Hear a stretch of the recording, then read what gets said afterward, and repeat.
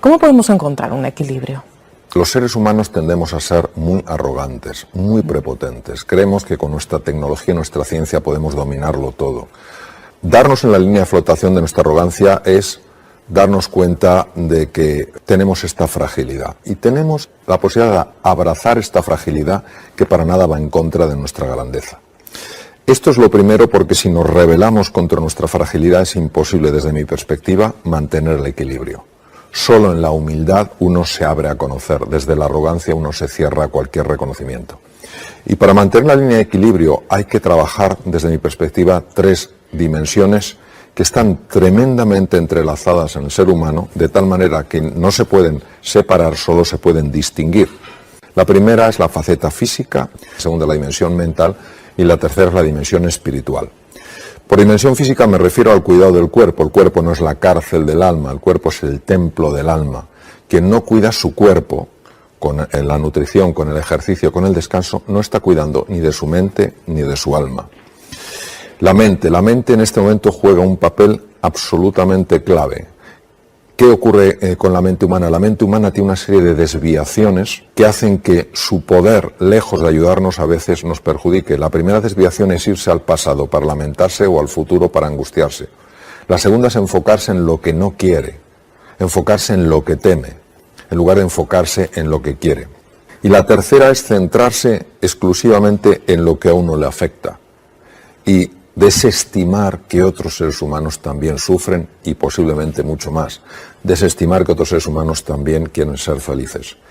Y la última dimensión espiritual, entendida en un sentido muy amplio, es entender que la vida no es el resultado de un azar.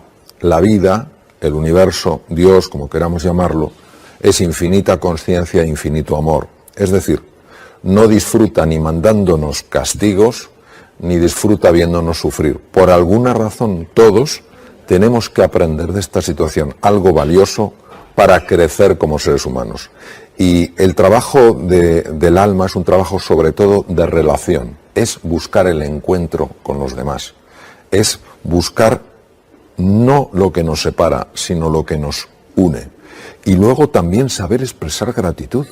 El simple hecho de que muchas personas podamos ver, oír, hablar, tener algo que llevarnos a la boca, tener un techo, es suficiente para agradecer. Cuando nosotros trabajamos esto es mucho más difícil que se nos saque del equilibrio. Y es mucho más fácil cuando algo nos saca, reconocer si nos ha sacado porque no hemos movido el cuerpo, nos ha sacado porque estamos pensando en el pasado o en el futuro, o nos ha sacado porque somos incapaces de agradecer nada a la vida. Y al caer en la cuenta de eso, podemos volver al eje, sencillamente recuperando eso que no hemos utilizado en el cuidado del cuerpo, de la mente o del alma. El simple agradecer, tener alguien, aunque sea en la distancia, que a ti te importa y tú le importas, yo creo que en estos momentos es fundamental. El ser humano es un ser de encuentro, nos necesitamos enormemente unos a otros.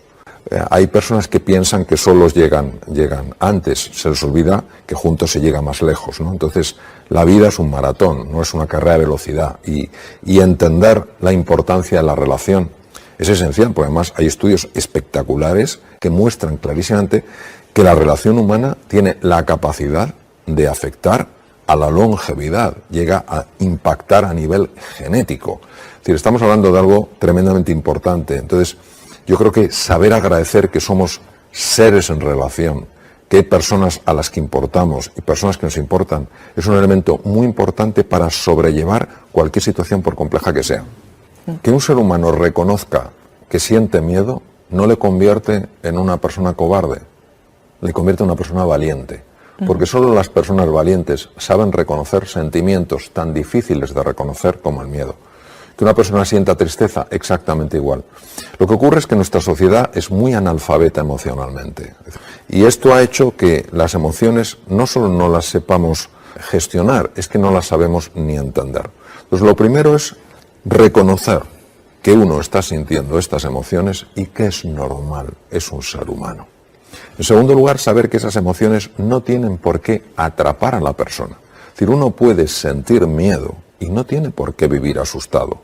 Uno puede sentir tristeza y no tiene por qué vivir triste. Es la diferencia entre un sentimiento y un estado afectivo. El sentimiento es algo puntual, puede durar un tiempo, el estado afectivo se prolonga en el tiempo como una forma de ser. Entonces, cuando uno reconoce su miedo, cuando uno reconoce su tristeza, sí la puede gestionar, porque puede, en lugar de rechazarlo, atravesarlo, trascenderlo, ir más allá de ello.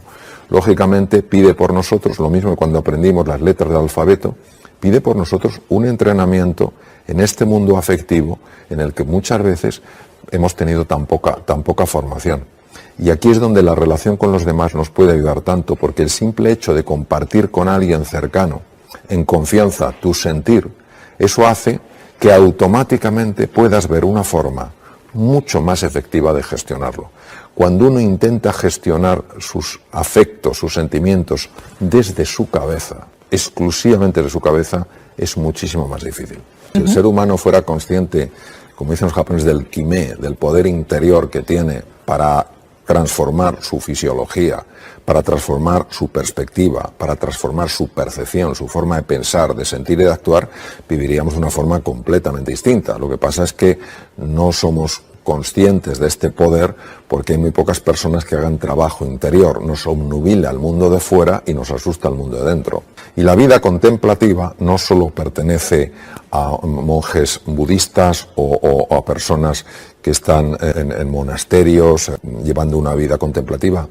La vida contemplativa es algo imprescindible en la vida de un ser humano que viva en una ciudad bulliciosa o en un entorno complejo. ¿Por qué?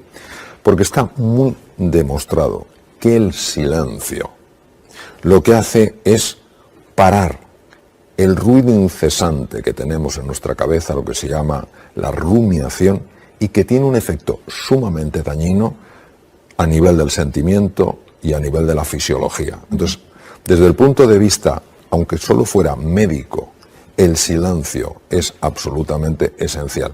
Pero es que además el silencio es muy importante porque se ha demostrado que cuando una persona entra en silencio cambia el funcionamiento del cerebro. Y una red que se llama la red neuronal por defecto, que es la que nos tiene distraídos, se apaga y se enciende la red ejecutiva central. La red ejecutiva central es la que permite que podamos procesar muchos más datos de información, tomar mejores decisiones y ser más creativos. Por eso, introducir en el día a día momentos de silencio, aunque sean 5 minutos, 2 minutos, 3 minutos, es esencial para el ser humano. Lo que pasa es que nuestra tendencia es a buscar lo utilitario, no lo útil. El silencio es muy útil, pero no es utilitario. Parece una pérdida de tiempo, pero no es así. Es como si yo riego la raíz.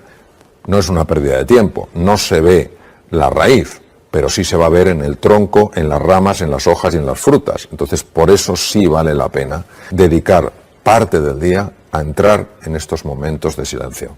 La esperanza es abrirse a la posibilidad de una realidad más abundante, más rica, más satisfactoria, más alegre. Donde hay que tener cuidado es en abandonar el presente por estar constantemente proyectado al futuro. Hay que saber entender que el futuro se genera desde el presente. Es que no nos conocemos en absoluto, tenemos potencialidades enormes que ni por asomo sabemos que están ahí. Esto es debido a que es como si hubiera dos niveles, ¿eh? Un nivel más inferior, nivel 1, y un nivel más superior, nivel 2. Entonces, desde el nivel 1, que es el nivel de los órganos físicos, lo que nos llega a través de los sentidos, pues nosotros vemos una realidad y vemos pues un tipo de energía que tenemos, vemos un aspecto físico, vemos las cosas que somos capaces de hacer, el tipo de pensamientos que podemos tener. Y decidimos, sin darnos cuenta, porque esto opera fundamentalmente a nivel inconsciente, decidimos que esa realidad que percibimos es la única realidad. Cuando somos capaces de ir más allá de esa imagen, de ese diagnóstico que hemos hecho nosotros mismos, entramos en contacto con un espacio nuevo de la realidad. Ese espacio nuevo de la realidad ofrece unas posibilidades, ofrece unas oportunidades que desde el otro nivel no se pueden ver. Por eso, invertir tiempo en conocerse, invertir tiempo en comprenderse, desde el nivel más inferior parece un absurdo. Es como si yo me metiera a explorar algo que está vacío, que está hueco y que por tanto no significa más que estoy perdiendo el tiempo. Cuando uno se abre a la posibilidad de que se es mucho más de lo que se ve, que se es mucho más de lo que uno piensa que es, y con humildad, con capacidad de asombro y desde una espera confiada y paciente se abre a lo que a mí me gusta llamar el misterio, empieza a tener una serie de intuiciones, una serie de reflexiones profundas que le ayudan a ver dimensiones diferentes de la realidad. Y en el siglo V antes de Cristo ya había médicos que se habían dado cuenta de que cuando se invitaba a un ser humano a subir de nivel mental, algo empezaba a pasar en su organismo. Ellos no sabían lo que era, sabían que había gente que se curaba, pero sí se daban cuenta de que estaban cambiando su esquema mental, es decir, de ver una enfermedad absolutamente insoluble, de sentirse como personas desahuciadas, a empezar a intuir que había cosas, talentos, recursos, capacidades que no habían aflorado. Ellos en aquel momento le llamaron el arte médico, el arte de curar a través de la palabra.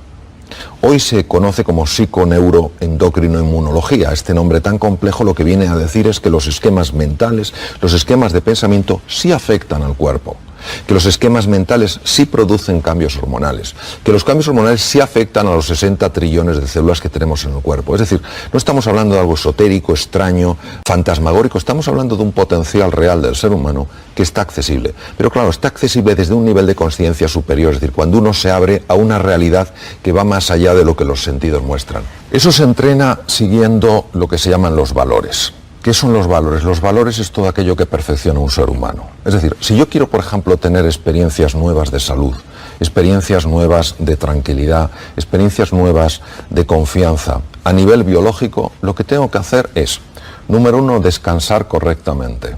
Número 2, comer de forma correcta. Y número 3, hacer ejercicio físico. ¿Por qué? Porque eso es un valor. ¿Qué define un valor? ¿Una cultura? No, un valor lo define mi naturaleza. Mi naturaleza me dice que si yo soy cuidadoso con lo que como, si soy cuidadoso con mi descanso, si soy cuidadoso con mi ejercicio físico, yo accedo a otro nivel. Hay una serie de valores que lo que hacen es poco a poco irnos subiendo de nivel. Cuando esos valores están integrados en nosotros plenamente, es decir, forman parte de lo que somos, se llaman virtudes. Por ejemplo, la generosidad. Cuando tú buscas cómo añadir valor a la vida de otro ser humano, aunque tú no ganes nada, aunque no te lo agradezca, aunque no te valore, aunque no suba tu estatus, te darás cuenta de que empieza a ocurrir algo en ti. Empiezas a pensar de una forma distinta, empiezas a sentir de una forma distinta, empiezas a ver cosas que antes no veías. La amistad. Cuando sabes estar a la altura de un amigo, cuando sabes estar a la altura del desafío, te das cuenta de que algo en tu interior empieza a ser transformado. La valentía. Cuando te atreves a pesar de tu miedo, cuando defiendes aquello que es valioso y que nadie lo está defendiendo, cuando te arriesgas a no ser popular, te das cuenta de que empieza a cambiar tu vida. Este es un trabajo, es un entrenamiento que dura todo lo que la persona dura. Lo que ocurre es que nos va llevando a un nivel desde el cual se accede a una perspectiva completamente nueva. ¿Qué pasa? Que si yo un día estoy irritado, un día estoy enfadado, un día estoy resentido y me encuentro con una persona que está en el otro nivel y que frente a mi irritación él me transmite serenidad, frente a mi agresión él me transmite paciencia, frente a mi egoísmo él me transmite bondad, eso empieza a impactarme a un nivel para mí desconocido porque no es lo que espero. Lo que espero es una reacción en el mismo nivel que la mía, no una respuesta desde otro nivel. Entonces, esa persona, de manera directa, está llamando a lo mejor que hay en mí. Me está invitando, no obligando, proponiendo a que yo también ascienda de nivel. Claro, imaginémonos un mundo donde todos nos ocupáramos un poco más unos de otros, donde todos estuviéramos menos obsesionados con acumular, con tener poder, con dominar, con tener estatus, con tener prestigio. Yo creo profundamente en la capacidad transformadora de la sociedad. Lo que no creo es que la sociedad pueda ser transformada si el individuo primero no se transforma. La propia inteligencia del ser humano es una inteligencia que crece en colaboración, que crece en cooperación. La gran ventaja competitiva del ser humano no es sencillamente que tiene un cerebro más avanzado que otras criaturas, es que es un cerebro que en un momento de la historia supo colaborar. En un mundo en el que estamos tan marcado por la incertidumbre, por la ambigüedad, por el cambio, o aprendemos a cooperar, o aprendemos a ayudarnos, o aprendemos a respetarnos, o sencillamente es que no tenemos futuro. Hoy sabemos que uno de los problemas que está padeciendo la sociedad moderna es que además de que estamos permanentemente en esta situación de tensión, no nos tomamos en serio los periodos de descanso. Yo quisiera resaltar que el periodo de descanso no es una pérdida de tiempo, que no nos tenemos que sentir culpables, ni avergonzados, ni asustados porque van a pensar los demás. El periodo de descanso es como el sueño. Cuando una persona no duerme una media de 7 horas diarias, sabemos de forma clara que afecta a su sistema de defensa, que afecta al funcionamiento de su tubo digestivo, que empeora la memoria, que empeora la eficiencia. Pero muchas veces todo esto que no sea el hacer, lo vivimos como una pérdida de tiempo. Es absolutamente necesario que busquemos espacios a lo largo del día, sencillamente son 4 o 5 minutos, dar un pequeño paseo, oír algo de música, cerrar los ojos, algo para recuperarnos. Es imprescindible. Si una persona no busca estos periodos de recuperación, automáticamente el organismo se resiente.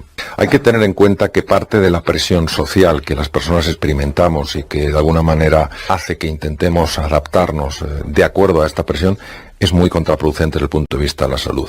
Muy contraproducente. Es decir, el hecho de que los niños tengan que hacer tareas hasta horas elevadas de la noche, el hecho de privarnos de sueño porque tenemos que rendir más, es absolutamente contrario al funcionamiento del cuerpo. Absolutamente contrario. Es completamente distinto a lo que necesitamos si queremos ser más eficientes. Una persona que se va privando de periodos de descanso, que se va privando del sueño necesario, con el tiempo bajará la eficiencia, sin duda. Y además sabemos que repercutirá físicamente en su cuerpo. Cuando una persona, por ejemplo, se ve en el paro, puede verse frente a 2 tipos de amenazas. La primera amenaza es la amenaza lógica de no poder hacer frente pues, a cosas que son vitales, los colegios de los hijos o su propia hipoteca, lo que sea. Eso por un lado. Y por otra parte, es la amenaza a su propia sensación de dignidad personal. Muchas veces pensamos que si no tienes trabajo, pues es una persona que no vales. Cuando eso no es así, hay montones de personas que no tienen trabajo y van a una barbaridad. ¿Qué ocurre? Pues que el ser humano a nivel mental se siente amenazado. Activa de forma natural los mecanismos de supervivencia. Ataque, por eso se vuelve normalmente, habitualmente, más agresivo, más irascible. Huida, en cuanto se mencionan ciertos temas, siente que no forma parte y tiende a aislarse, o bloqueo. El bloqueo es una situación muy habitual de ver y se debe a lo siguiente.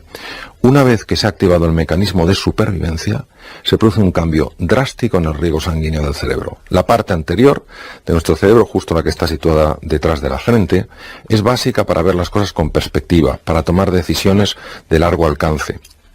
Sin embargo, esta parte, el propio cerebro no considera que sea necesario tenerla activa y se lleva la sangre a la parte que sí es necesaria cuando uno está haciendo frente a una amenaza, que son centros profundos del llamado sistema límbico.